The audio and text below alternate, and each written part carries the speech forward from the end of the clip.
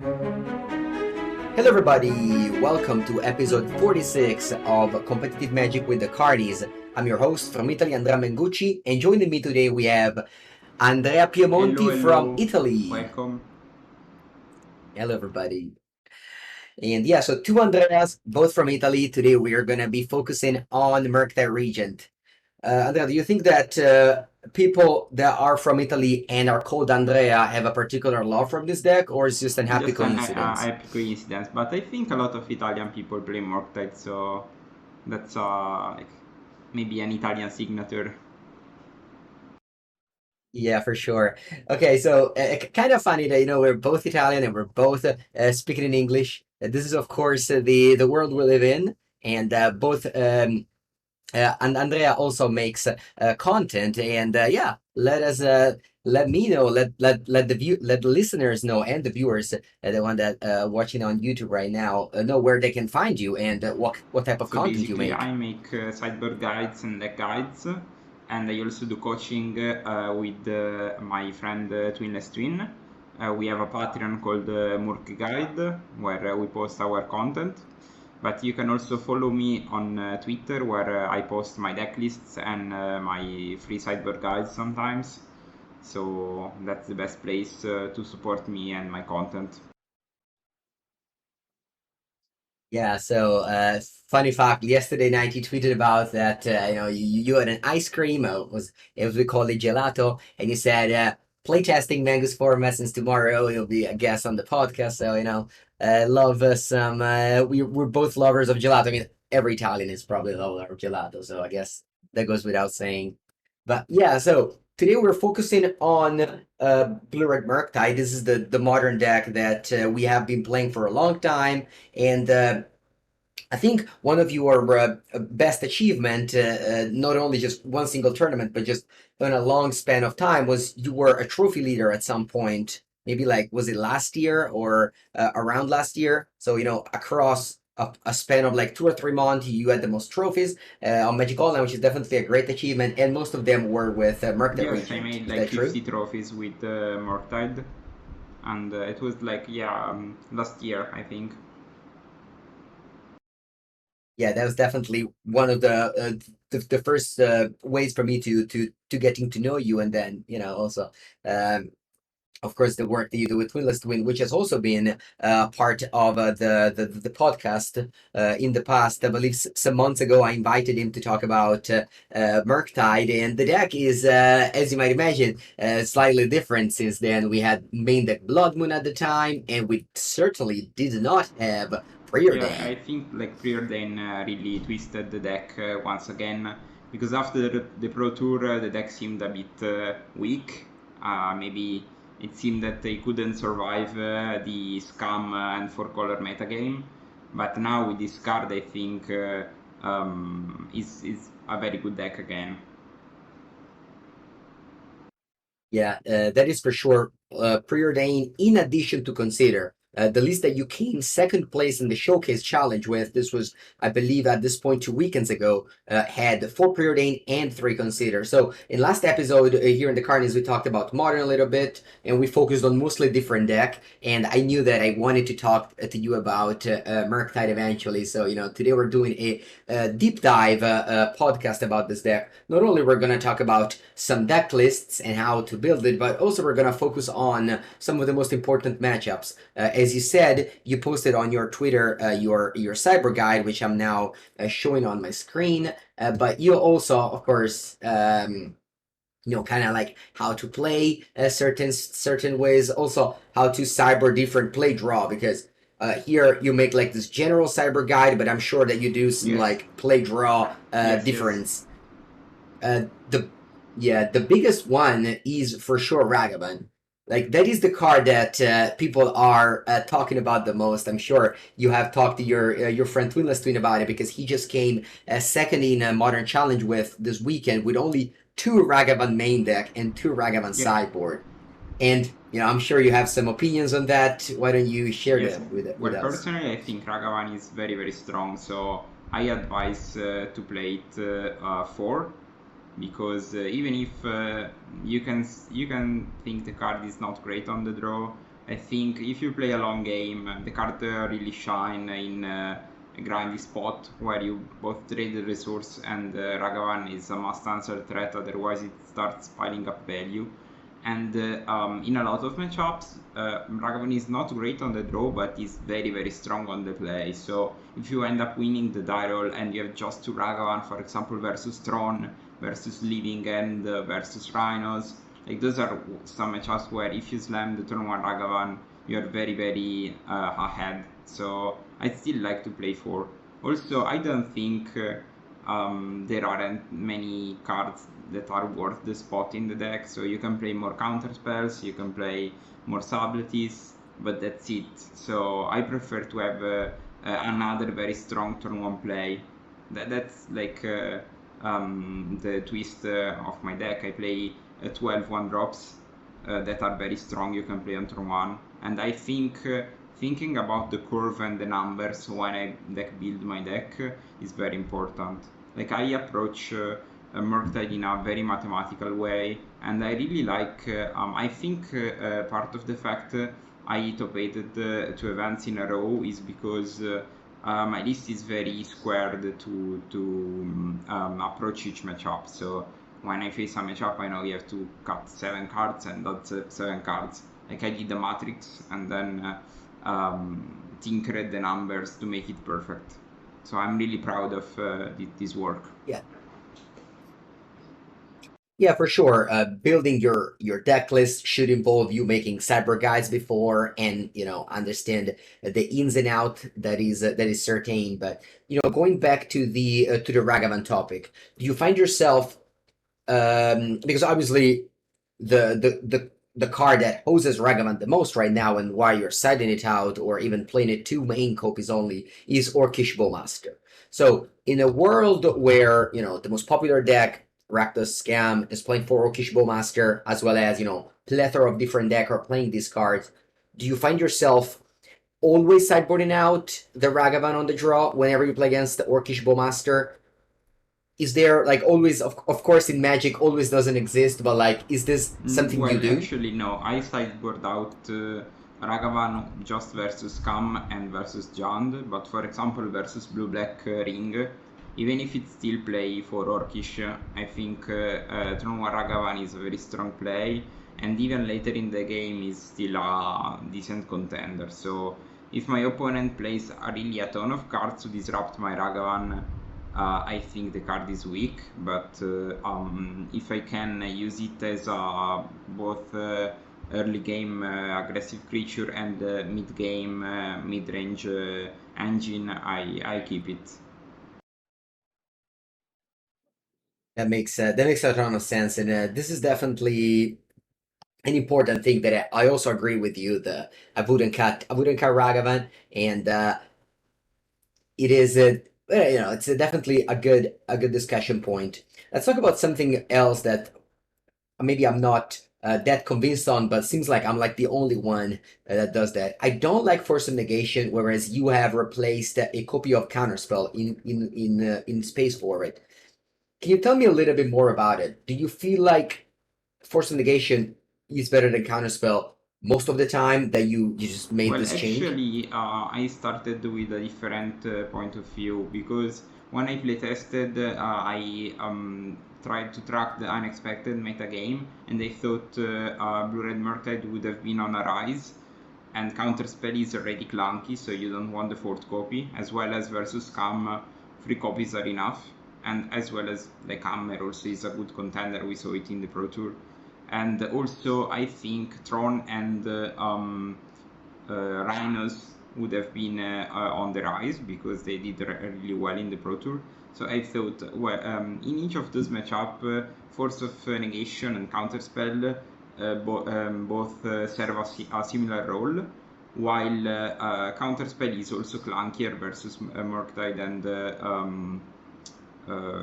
Scam, because you don't want to draw too many of those. So I said, well, let's try to put the Force to have a more of unexpected and zero mana interaction, since you have Preordain and Iteration. So nowadays you have 8 strong cantrips, you can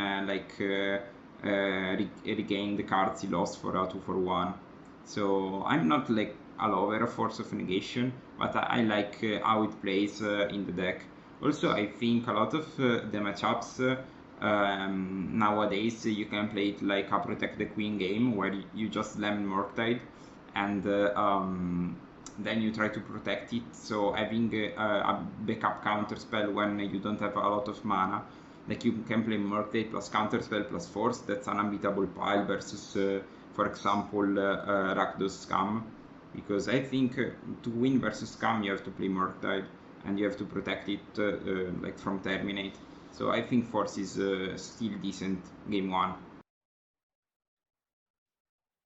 Yeah, let's start maybe talking about those matchup as we said at the beginning. Let's start with Scam.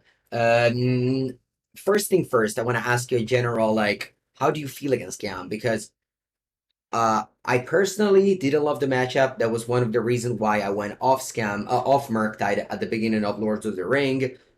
Listening to the podcast of Twinless Twin when he invited Stefan Schultz and Alan Booth, they said that they actually liked the Scam matchup. So, I felt that I had just a different approach, a different opinion on those two. What about you? What do you think is the matchup against Scam? And is Scam being popular a reason for you to play Murktide or a reason to Well, not I play think the Murktide? matchup is kinda even, as I said. Like, I think a seasoned Murktide player can really outplay Scum really well. But I think on a similar skill level, it's an even matchup. Just because, first of all, Scum has a win button where if they are on the play, they can just play turn one Fury, and it's very tough for you to get back in the game. But and also like they can play like double ball master, like they have a combination of cards that's very tough for you to beat. But I think if you can move to the mid game, you are like very likely to win, just because you have a very sweet way to develop with iteration, preordain, but even Murktide, like they don't have a ton of ways to remove that, just some terminates. So I think if you Yeah. can try to bring the game to a mid game point, you can really turn the corner. Yeah, Shredder also helps a ton because it's a blocker for Bowmaster, Ragavan, and the aggressive creature, and it really like loots away your Ragavan, loots away the cards you don't need while it grows. I think a lot of people Yeah. misevaluated the card versus Bowmaster because of course it's like they are getting some damage, but that's it. Like they get no actual value in shooting you one damage, while you have a way to block the Bowmaster, cycle away bad cards. Like I think Consider is really weaker than Shredder if you're talking about Bowmaster, but no one thought about cutting Consider. So Yeah, one of the things that people stopped playing Shredder because was because of Orc. Like at the PT, almost every Murktide player didn't have Shredder. And I guess again, I wasn't really playing the PT. I was just focusing more on limited. But I just couldn't believe it was right. And even when I wrote my Murktide guide before the PT, I still had two Shredder at least. But then seeing you came in second in the showcase with three copies of it just made me feel like it was the right play. And Ledger Shredder is such an important piece for Murktide to work. yeah, well, I actually started to like Shredder a bit less just because I expected a ton of Teferi. So Shredder was a weak card to curve into because like you play turn 2 Shredder, they play turn 3 Teferi or turn 3 Ring or turn 3 Karn, and you get tossed by those. But if you are just expecting Bowmaster, I think the card is totally fine. And now that you have preordain, you have a little bit Yeah. more agency about finding force, finding pierce, finding counterspell. So you can play the card when a bit more when you want. You can even like top a bubble to play Shredder one turn later and cycle it. Like Shredder plays very well with preordain also. Um, I like the card right now. Also, I like the like I can't insist too much on how much I like the numbers because Having like 11 creatures you can play between turn 1 and turn 2 really helps you, because I think one of the problem of Murktide ever is you don't have a replicable gameplay. Sometimes you start with DRC, sometimes you start with something else, but sometimes you win by attacking, sometimes you win by controlling. But I think one thing we learned from Rhinos is having a replicable gameplay each game is how you win most of your games, because you know always what to do. And playing another threat is very important in developing this plan of attacking. So that's why I play my shredders. Yeah, that is a very good point about the just getting on board, because the versions that maybe play full Merc, that two subtlety and no shredder, it's maybe a little bit slower in that regard. And I just want to talk a little bit about history, because people love the history of the deck. And at the beginning, when New Capenna came out, the Ledger Shredder came out, and I remember you were one of the first people that was very high on Shredder, and I remember you played four when most people were playing like maybe one or two, and you went down to shredders, and I highly doubted that. And then the more I played, the more I loved Shredder, and I went to four with you and going down to two Channeler. This was again a few months ago.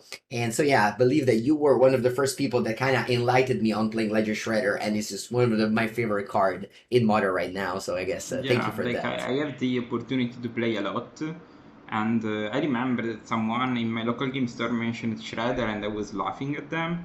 But then when I went home, I immediately tried the card, and the more I used to play, the more I thought, wow, this card is insane. So I started to I locked four, and I really like that in that meta game, because I think Shredder is another win button when you play like the mirror. If you play the mirror and they don't have Shredder, uh, basically you are so ahead. Also because one of the key of the mirror is a license hers that gets basically invalidated by a 2/4 Shredder, because like you Yeah. don't use the graveyard, you just attack and pile up value. So I really like this plan.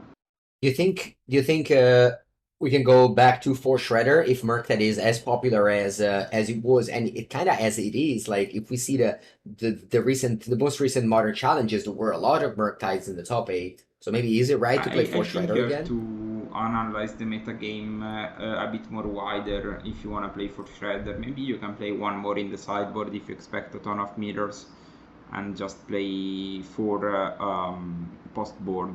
I think free copy is fine, just because Shredder is not great in some matchups that are still popular, like Amulet Titan, Tron, and in general big mana decks.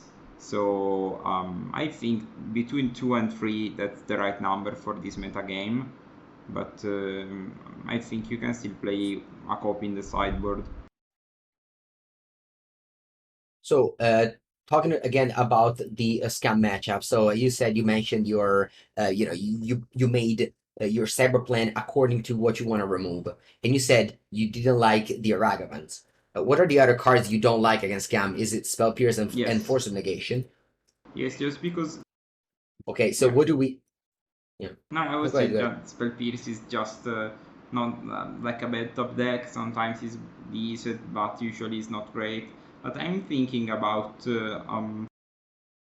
because nowadays people don't play Seasoned Pyromancer, but they play for Fable. So I think for now I'm doing like this, but I have to think about cutting the pierces completely, just because Scum sometimes play with a very little amount of mana. So piercing the Fable on turn 3 is a very strong play. I still have to clear my mind, Yeah. but for Mm. now I think like this. But One of the things, yeah, one of the reasons why I would like to remove Spell Pierce is that against Discard spells, Spell Pierce tends to overperform. Because, for example, today on stream I was playing Jund Saga, and I got paired against Murktide. I went turn one Discard spell, I saw two Spell Pierce, and I was able to never play into Spell Pierce.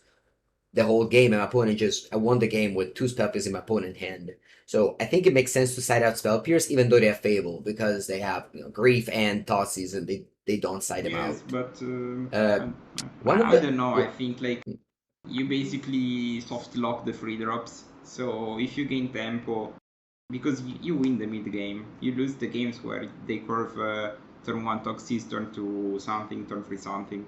So if you can soft lock the turn 3 play, you're still gaining tempo because you also play cantrips and stuff. So I don't know, maybe versus Jund is different because they play more lands. They have Tarmogoyf that basically win alone threat. But versus Scam, I don't know. I think they still need to pile up creatures and stuff to win. But I don't know. I have to test. one of one of the thing against Scam is that you prefer dress down over cast into the fire. You leave cast into the fire in the sideboard. I found that ever since they cut Season Pyro, which they did now, the Pro Tour champion didn't play any Season Pyro, and most lists don't anymore. I maybe Cast into the Fire is better than Dress Down. What do you Well, think about actually, that I change? used to side in Cast into the Fire as an upgrade card, just because I think, again, this deck is very problematic versus Unlicensed Earth. So nowadays I saw they play 0 Hearts, so I don't really like Cast because it doesn't kill anything. So if Cast into the Fire start to become an upgrade, I agree with you. But for now, I think Dress Down is not the best, but still solves some problems. Like it's basically the fourth counterspell you can play mid game, and still is decent versus Dash Ragavan, versus Fury when you block with a Murktide, or versus 4 mana Grief. So I think the card is fine.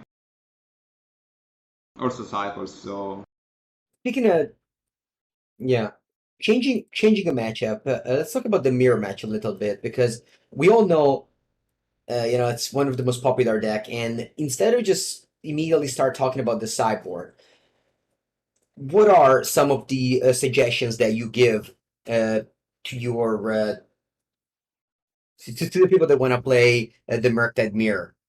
Is there something, you know, this is some secrets and stuff like that that you want to share with the carnies? well, I think the usual rule of thumb when I play this deck is when you're on the play, you should keep with a creature or a strong turn 1 play.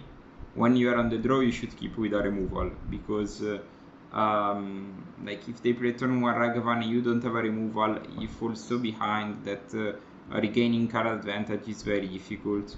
Also, I figured that I won a lot of mirrors when I got stuck on mana, but I still got cards because at some point you draw the lands and you have a lot of stuff to do.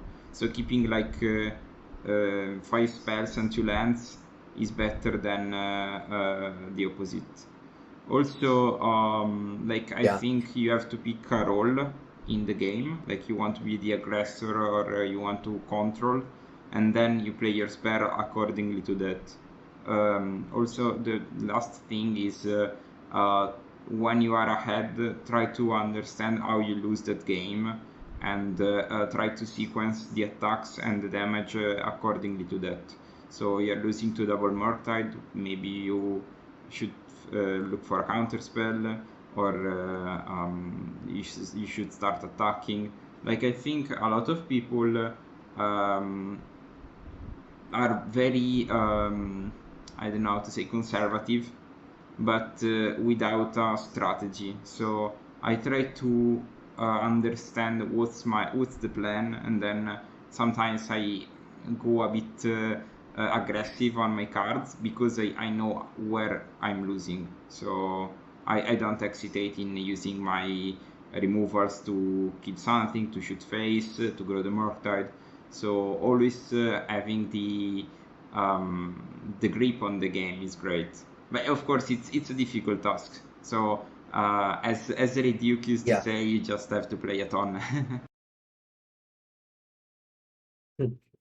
Yeah, one of the tips that I like to share about the Murktide Mirror is that you should try to slow roll your expressive iteration as much as possible. Like, as long as you have land drops, or even if you don't have land drop but you have other things to do, don't play iteration, because whenever you have to play iteration, um, like you don't want to. Basically, the thing is that you don't want to break with iteration ever. You always want to be able to do things to do with it, and that means that you should try to not go like iteration. You find 3 spells, and you just pick one in hand, and one goes exile because you played it on turn. I don't know, and like also playing around spell pierce. Playing around spell pierce is super important. So the later you play it, the more you play around spell pierce. So that is my suggestion. Like if you have land drop, then don't play Yeah, I duration. agree. And sometimes even if you don't have land drops, like if you have like counterspell and iteration and you're losing to a Murktide, you shouldn't play the iteration. You should just wait. Secure. Yeah, you're losing to Murta. You mean you're Yes. losing to your opponent casting it? So Yeah, secure your position. yeah. You have Otawara and of course double removal spell to kill it. We used to play Brazen Borer in the sideboard. That's not here anymore. Do you think that with the mirror match coming back to be more popular, should we go back to play Brazen Yes, Borrower? maybe. Like it's actually a decent card to have. Also, I like the card versus Scam because recently I faced a ton of Leyline of the Void post board, so maybe the card is still playable. I don't know what to cut though. Like the sideboard is really puzzling. I think you can maybe cut the Charmo or something like that, but. Yeah, basically the main deck subtlety and main deck force are like 2 additional cyber slot that you put it in the main deck to have a extra wiggle room, because like these cards are just solid cards that you really like 2 subtlety and 2 furies in the 75. And I'm sure that this is, as you said, because most people are attacking your graveyard now with Leyline, you just want to do like hard cast and just win that way. Yeah. Yeah, that has been so there are 0 copies of Blood Moon in the sideboard, and Blood Moon has been a card that so high and so popular on Blue and Murktide, but now just on the down, because mostly there's not that many decks that just lose to it Yes, like I anymore. think the only deck that really was crushed by Blood Moon was Creativity. That nowadays is not popular anymore, and you still have a decent matchup versus Creativity. You have Force, you have Counterspell, Spears, and stuff in the sideboard, so it's not that you really need the Blood Moon. But like I think Tron or Amulet, they have a ton of ways to outplay your Blood Moon, and also like if you slam Blood Moon and they slam the One Ring, who's winning. So I think Blood Yeah, Moon is cool versus John Saga. That's the only deck I regret not having the Blood Moon, but you can still win easily. But I think like Axe of the Moon is a very interesting card. I'm starting to bring it in versus other matchups. I like it versus like Hammer Time, for example, because it's both a threat that kills the sagas and stop the Inkmoth, and also shoot down the blue mana if they play that. But also is a 2/2, so you can start attacking with it, you can block with it when you don't need it anymore, and that's it. Same basically with Alpine Moon. Alpine Moon is a slim Blood Moon because you only need to name very few lands in each matchup. Like versus Amulet, sometimes you name Saga, sometimes you need Cavern of Souls to counter whatever, or you play it versus Jan Saga to shoot down the Sagas, versus Hammer to shoot down the Nexus. yeah, yeah. This is definitely something I agree very much with you. I've always been a fan of Magus of the Moon. I've always been playing it in my Murktide decks. Alpine Moon is just mostly because Yes. it's cheap, right? Like you just want a cheap card to Stone Rainer as a saga with. Especially since I saw that you went down on Dress Down. I remember in the past I was playing 2 Dress Down, 3 explosives. Now you are 1 and 2. So Urza Saga is definitely a problem. Again, today I was playing the Jun Saga deck. I I unfortunately had to beat two Murktide decks, and like Urza Saga is such a Yes. problem for I the agree. Murktide deck. Although the card now it's not that popular, not that many the decks play the card, and you know, obviously like modern meta game is ever changing. So this list was very good and the perfect list for when you came second in the showcase. But you know, I'm sure that you will change things like in a three weeks from now. So that is very important to follow the meta game. Um, let's talk some more important matchups. Let's talk about Rhinos now. Team of Rhinos was a matchup that was very good at some point, and then people started adding Mystical Dispute and Murktide Regent in the main, and then became kind of like not that favorable anymore. Maybe like 55 or things like that. And now some of them still play Mystical Dispute, but some of them don't. Especially, I think the best for Rhinos list is Yeah, the four refining. color one that plays 12 copies of Ardent of Cascade spell. So they don't have Mystical Dispute anymore, and we have now Ledger Shredder. So I feel pretty good against Rhinos. Yeah, What do you say? I feel good too. Also because like I think the tricky part versus Rhinos is try to understand what they can have and what's your plan. My plan usually is to be aggressive, and sometimes like if I have a Shredder or Counterspell, I prefer to play the Shredder, make them play the Rhinos, and then race, because sometimes I have an only hit to kill a Rhino, and I can win the race. Like understanding the math behind the game is very important. But outside of that, I think we are usually favored also because again we have Pierce in the main, we have counter spells, and we have turn one Ragavan that's a very strong play. So we can for sure try to outpower them and beat them. Then post board, I think like Chalice of the Void is insane. Like I really love that card. It's a one-off, but it won me so many games versus Rhinos just playing it, and they have to find a removal for it, and then they have to cascade. But if you gain tempo in those matchups, you end up winning always. Like I think the scariest card in Rhinos for me is Murktide, because sometimes it's very strong, very big, and they don't have a ton of ways to outpower it.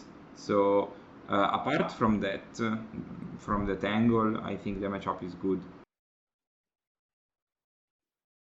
Yeah, for sure. Murktide Murktide is so good against us from the Rhino side because it's also very large. Like it dodges an only heat every time they play it. 'Cause of course they play well around because you don't side any heat out. You separate the lightning bolt out, of course. Um, yeah, the one of the tips that you said in the middle that I want to repeat for the listeners is that Ledger Shredder on turn two, even on the draw. Just play it. Your opponent goes Shardless Agent to Cascade, you draw in this card, you untap, you get to like play two things yourself, drawing this card, you get this 3/5 that can already block one of the two rhinos. But like the earlier you start the shredding, and the earlier your hand is gonna be great. And just like if you play this reactive game, it's not gonna work. So yeah, I really very much agree with just capping out for that turn two shredder. Um, yeah, when I saw that Gul Dukat, who did very well at the PT with four color Rhinos, he had two Murktide in the sideboard. And then for the showcase, he top aided alongside with you. He cut the Murktide, saying that they're not as good against Scam. So I guess by Scam being so popular, it's good for us because it means that people are now targeting a different deck than Yes, Murktide. So he ended up cutting the Murktide for yeah, also borrowers. very strong, but not as strong as Murktide, I think. Yeah, Yeah, yeah. yeah, I think I beat Guldukat in the showcase. Yeah, it Eh, was my quarterfinals opponent. Yeah, we played a very tense game. It was okay. very cool, but I end up winning. Also, I remember that in the showcase I used to play one more Murktide that I end up cutting for a subtlety.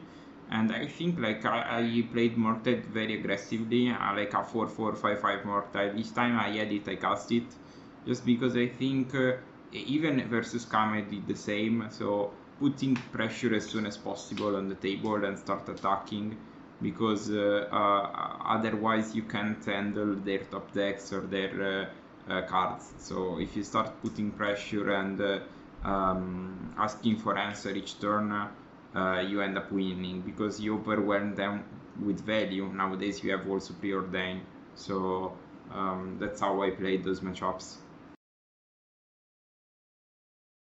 Yeah. And another matchup that I feel like we can talk about is four color Omnath, which it's not not the best deck at the moment, but it's still like super popular. So if you play Murktide, I'm sure that you found yourself a lot struggling against those decks because of course like they play a ton of powerful card, now the ring as well. But all things combined, when the Lord of the Rings set came out, the card that scared me the most was not the One Ring, which Murktide can deal decently well, but it was the Bowmaster. But overall, your plan against the four color is to cut the Ragavan. Is that both on the draw, on the play, and Yes, on the well, draw? actually, my personal plan is to cut Dragon Rage Channeler. I wrote to cut Ragavan because I talked with Twinless Twin and also Allen told us to cut the Ragavans. But I personally prefer to cut DRC because I think I am more of a tempo mage, so I think I can make Ragavan shine a bit more. Maybe when you are on the draw, you can cut the Ragavans just because it's sorry, when you are on the play, you can cut the Ragavans. Bro, no, it's fine. I still have to decide. For now, I like the Ragavans. The only problem Yeah. is sometimes they play turn 1 Halfling and it's very tough, and that's why I leave all my removals in. Like, I think the scariest card versus 4 color from Lord of the Rings is Halfling. That's because they play an uncounterable threat. You always have to have a removal for that, and that's it. But I think Ragavan is still very strong, also because each damage you deal to them is a damage. Is a very important damage because also at some point they slam the ring, they start drawing. So like my plan is to bolt them at some point if I am below on threat. What about casting to the fire? Because I would assume that you bring a casting to the fire anytime your opponent plays the card the One Ring. I don't know. Like I think the card is a bit narrow because like I can lose games where they see 0 rings, and I'm even sure they maybe should cut some rings because the card is quite medium versus me. Like I think Omnath is always better, Teferi is always better. So if they leave in just a couple of rings and I have discussed into the fire in hand the whole game, I end up losing. Like I think one of the strengths of the deck is to see a lot of cards, to cycle a lot of cards. So I don't really want to have cards that get stuck in my hand. So like Subsidence Fury at some point I can just start cast, as well as the rest down I can cycle it. So, but casting to fire is just a shatter. So I don't love it. Yeah. It makes sense. Like today, I was playing Urza on stream, and I ended up siding out one ring against Murktide, and I was playing only two. So I can imagine that four color maybe has to do something similar. Although again, I'm not sure about their plan. But overall, I agree with you about cutting Chandler. I honestly would never cut Ragavan. Like I understand he dies to Ren is 6, but like you guess you don't cast it turn 1 if your opponent can play Ren. Uh, Also, one more thing is that I usually play Spellsnare in the main and I wouldn't side it out. You have it in the sideboard and you don't side it in. You not like the card, you I just don't know, like if my opponent like you have is, any is opinions? if it's an open decklist tournament and I know they play at Chalice and they have some other 2 drops besides Ren, I think it's fine to side it in. But just for Ren, I think it's too narrow because if they don't play Ren or they play a late game Ren, it's the same. Yeah, you just have Spell Pierce and Yeah, it's the Subtlety. same as casting Yeah, to fire. You don't want to have cards that get stuck into your hand. yeah, no, makes sense. Uh, So yeah, basically, like out of the sideboard, the card that the flex slot of the sideboard, you would say is Obsidian Charmaw. This is the only card that you'd be like, oh, I don't really expect Tron, so I can cut this for I don't know a second hearse or like something that you might Yeah, want to I think target like more. you kind of sold me on Borrower because I think it's strong versus Rhinos, it's strong versus Cam, and it's strong versus Murktide, and it's strong versus Hammer too. So I think it's actually a decent card. Yeah, and from the main deck, I think you can cut a Shredder. So maybe I can play main deck Borrower, put a Shredder in the sideboard, and cut Charmal. Those are the things that are coming to my Yeah, head right now. But yeah, for sure. This is how you build a deck in constructed. You make changes like this, and you just arrive to decisions with like brainstorming with some people you trust. And this is definitely one of the funniest thing of Magic is the game. Sure, the deck building is very fun. This deck obviously requires a lot of knowledge. What is your opinion on this? Is something I like to do, and not that many people do. What do you think about one underwear breach over the third copy of Murktide Regent? Is that something you've ever um, done, or like what is the specific metagame that you need to do to make I this don't know, change? like I played the card in Trieste in January, and I really felt the card was weak because if my opponent play a graveyard date, the card does nothing, so I always have to side it in. And while I think the card is fine because it gives you a mid game basically win button, kind of. I think the card does mm, like it's not something so great, like because your mid game is usually better than your opponent's. So if I expect a lot of four color, maybe I can play this. But again, like four color, play Teferi, play Endurance and Binding. So a lot of cards that usually are not great versus Breach. Um, but I don't know. Like that's a card that I'm willing to play test, but I never have the time to do properly. And I think playing less than free Murktide Yeah, is like I prefer not to. I would cut another card. You can cut, I don't know, maybe another Consider or something else, but not a Murktide because like the strength of Murktide is, as I said, like you can play on turn 2, 5/5 on turn 2, 5/5 on turn 3, and that's how you win. It's like great part yeah. of your game. With a very high number of cantrips, with a very high number of cantrips like this, I can see casting a Yes. turn three Murktide very consistently. You just go like cantrip, Murktide, bolt Murktide, something like that, and like you have empty board and large Murktide, and maybe that sounds like a dream curve, but it's not that unlikely. You have seven cantrips, seven removal spells, and this deck does consistently that, and so yeah, overall, this is the deck that is very like it's a good deck right now, right? We have definitely struggled after Lords of the Ring came in, but Wizards kind of helped us, right, with the unbending of Preordain, which is now super good in Modern. Honestly, I'm playing a lot of Preordain decks.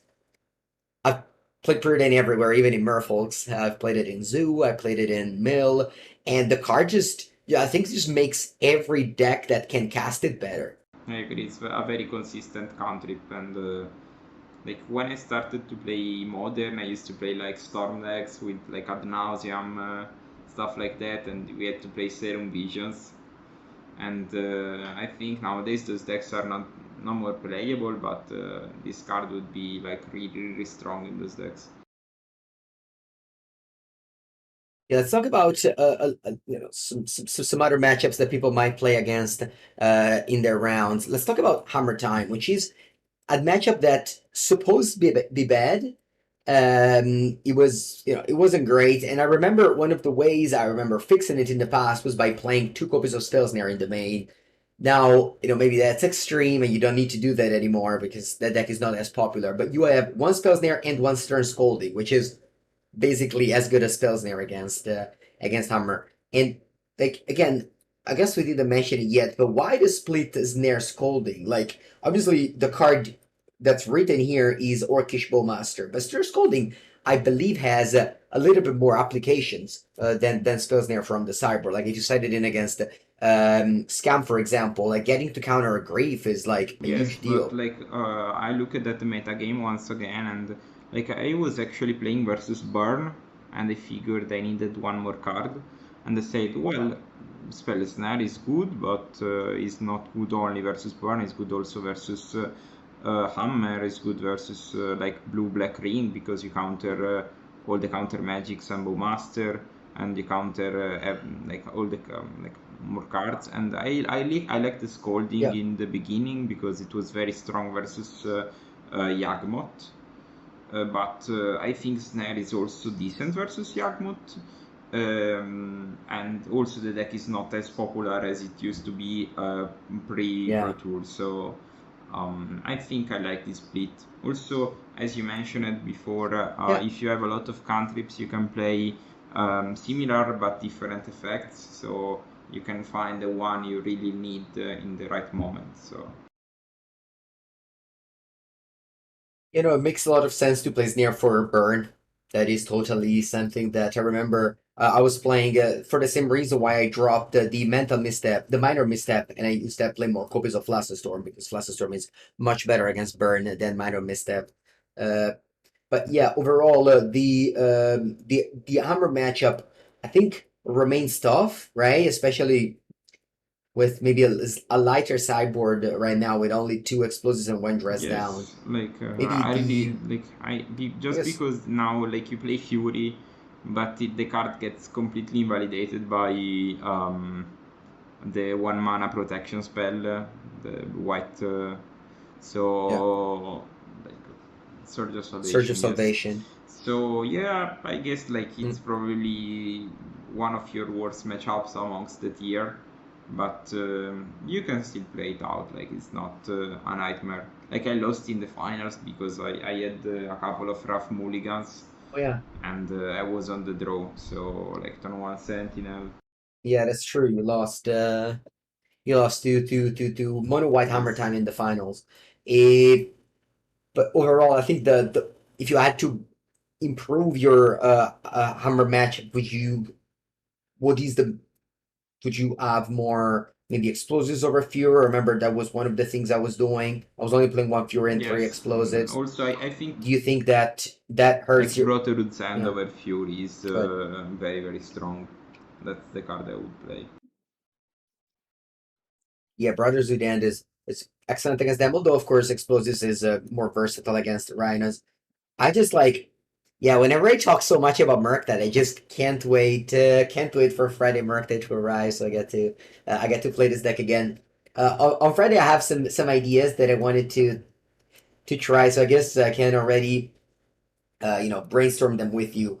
What do you think about going back to 18 lands or maybe even 19 like in the past and cutting Consider entirely? Do you think that having a critical amount of cantrips just is what this deck wants right now, or are we just playing Consider because we're used to? Like, can't we just simply accept that four is the right number of cantrips and Preordain is simply better than Consider Well, and play more, other I cards? don't think so. I think like having a critical mass of cantrips is very important, both for Delirium and also for your Murktide. So I wouldn't play just for Preordain. I think I want to play more. Like maybe you can try playing a couple of Lorians and still a low number of lands if you just want to cut the Consider because you think it's weak versus Bowmaster. But I don't know. It's I, weak, I don't yeah. know. Like I think Consider is still a fine card.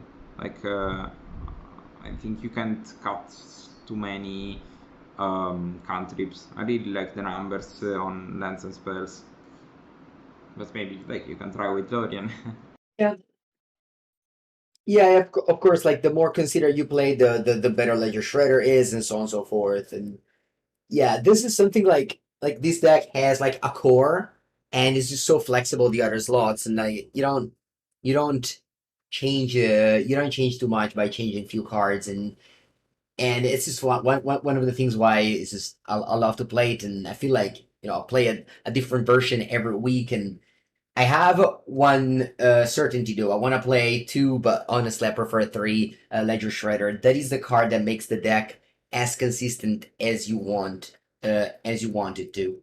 But yeah, talking more about you, like what do you think are is like what are your next events? What do you plan to do? Are you coming to first season? Are you going to commentate this time or Well, I play don't it? know about first season. I still have to see if I can make it because I am in Venice to the film festival. I go each year. But Okay. well, my next big event is of course the Modern Showcase, where I hope to win it to play the mocks. And then I think For sure. I have to look at the Legacy European Tour schedule because there should be a couple of events I'm interested to play. Yeah, I already booked for Sofia. There is the modern one, and then Barcelona in December. Sofia, I believe, is in October, and then we have Barcelona in December. They're both modern. So yeah, I'll be there, and hopefully we get to play the best Murktide version. I still need to be sold on this Force of Negation. This is the card that I have never really liked in these decks. My main reason for not liking Force in this deck is that this is a deck that wants to just play all their blue cards, whereas maybe the and like you don't have that much card advantage. I guess you have expressive iteration, but it's very tough for me to it's not like Rhinos or Living End, those combo decks that just don't care about card disadvantage because they play one card and one card is worth for three cards. So this is the reason why I don't love Uh, it, but I swear like everyone plays it and it feels like I'm when I always used to play, like at some point I used to play for good. Pierces and Zero Force, but I remember I wanted something that there's always what it's written on the card. So I think Force is a better late game counter than Pierce. And I think like in the early game Yeah. sometimes you don't want to force anything, but it's really like good because you can play turn one Ragavan. If they play like a Vren, you can force it. If they play a turn one Amulet, you can force it. Like it really solves the turn one problem on the draw. It might be a necessary evil, but I think it's usually fine. Like it's not a good card, but solves a ton of problems the deck might have.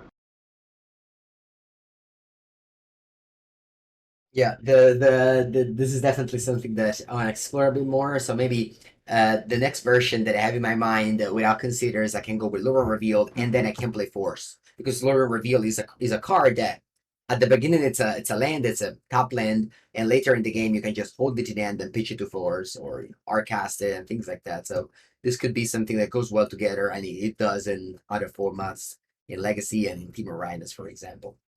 Uh, but yeah, I think I don't know. Do you have any other topics that you feel like going over, or are you? Well, actually, like I wanted to talk briefly about Seasoned Pyromancer. That's a card people start like really mention to me, but I just don't play the card anymore because while I think the card is decent versus Scam, this really gets destroyed by Bowmaster. And I don't know. I think always I didn't really love to discard good cards, so nowadays I just prefer another Shredder over any copy of Seasoned. Um, I don't know if you have anything to add there. Yeah, definitely. I was a lover of Season Power in my main deck. It's just one of the best thing to do against the Graveyard Hate alongside with Shredder. But again, at least in the past, that four Shredder and one Spyro main, one Spyro side. The metagame changed a lot since then, and as you said, this card is so bad against Orc because sometimes you can just ignore Orc. I mean, it's hard to do because of course your deck has bubble, consider, and preordain. But sometimes if the orc trigger doesn't kill any creature, it's just in making a 1/1 or a 2/2 or even a 3/3. Sometimes it doesn't matter because you just fly over them. But Spyro matters because Spyro, the orc, kills the tokens, it kills the Spyro, and also like if your opponent has a body, it blocks the Spyro. So this card, as you said, just get completely broken by it. And sure, you can cast it on 4 mana, keeping one Lightning Bolt or Stern Scolding up for the Orc, but I think that's just asking too much from a deck that has 17 lands. So I agree with you of cutting the Spyro. That was one of the first thing I did when I was trying to improve the deck post Lord of the Ring. And honestly, like Spyro just went down even in Scam. Like, people don't play Spyro anymore in that deck either. So I feel like this is probably the biggest loser from the Orcish Bowmaster in Modern. And as much as I love it, because I really like this card, just casting this on empty hand is such a great feeling. Actually, did it yesterday in Cube, and I felt like I was missing it. I was missing the feeling of casting Spyro empty handed, draw two cards, have a body, and etc. But I agree with you. Unfortunately, it is relegated to the binder. Yeah, overall, overall, this is a great deck. I am definitely considering playing it in the four season team event. Unfortunately, I don't get to play the main event modern because I'll be doing the Legacy European Masters. To all the Legacy lovers listening, me and Javier are planning a Legacy episode. Although again, I wanted to do this episode with Andrea this week about this week about Murktide. Unfortunately, I don't think I've mentioned at the beginning, but Anthony and Javier both didn't feel good this week. I think they both got a cough. So like, you don't want to talk for an hour, whereas that's definitely not the best thing to do. But they'll be back next week, hopefully. But yeah, I thank you everybody for watching. Andrea, again, where can people find you on So Twitter? my Twitter is twitter.com or well x.com slash Piemonti Andrea. Yeah. I also do coaching sessions, so if you want to book a coaching session with me for Murktide, from like learning the deck to mastering the deck, you can just DM me here on Discord. And my Patreon is patreon.com/Murkguide, where I post weekly contents alongside Twin. Right, yeah, I guess I should also advertise the Carnies Patreon, patreon.com/Carnies. We have our Discord where, we talked about formats we play, and you can ask us anything. And no new patron this week, but again, thank you to those who interact with us. The legacy section of the Discord is quite active, as I love that format. I'm playing it quite a bit. But overall, again, thank you so much for being here and for being a guest on the podcast. And thank you everybody for listening.